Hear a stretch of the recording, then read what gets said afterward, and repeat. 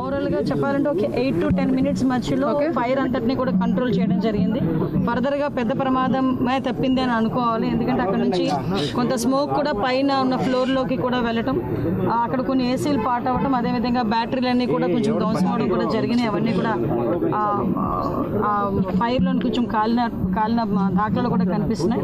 ఇమీడియట్గా మొత్తం డిపార్ట్మెంట్ వాళ్ళు, GAD వాళ్ళు, అదేవిధంగా CRDA వాళ్ళు అందరూ కూడా ఇక్కడికి వచ్చి దాని మీద ఏం జరిగిందని ప్రిలిమినరీ రిపోర్ట్ కూడా ఈరోజు షార్ట్ సర్క్యూట్ వల్ల జరిగిందని ప్రిలిమినరీ రిపోర్ట్ కూడా ఇవ్వడం జరిగింది.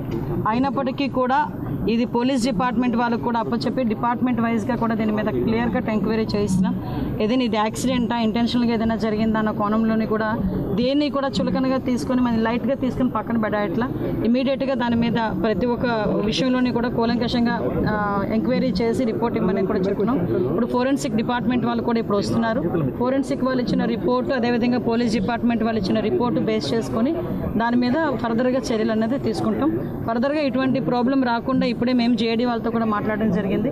ఇమీడియట్గా ఫైర్ ఆడిట్ కూడా మేము చేస్తాం. సెక్రటేరియట్ మొత్తం కూడా ఫైర్ ఆడిట్ చేసి ఎక్కడెక్కడ మనకి ప్రికాషనరీ ఏంటేంటి ఉన్నాయి, అలారమిక్ సిస్టమ్స్ ఎక్కడున్నాయి, ఎక్కడ పనిచేస్తున్నాయి, ఎక్కడ పని చేయట్లేదు, ఇమీడియట్గా రిపోర్ట్ కూడా మేము తెప్పించుకొని ఎక్కడ కూడా ఫర్దర్గా కూడా ఎటువంటి యాక్సిడెంట్లు జరగకుండా ఉండే బాధ్యత కూడా మేము తీసుకుంటాం.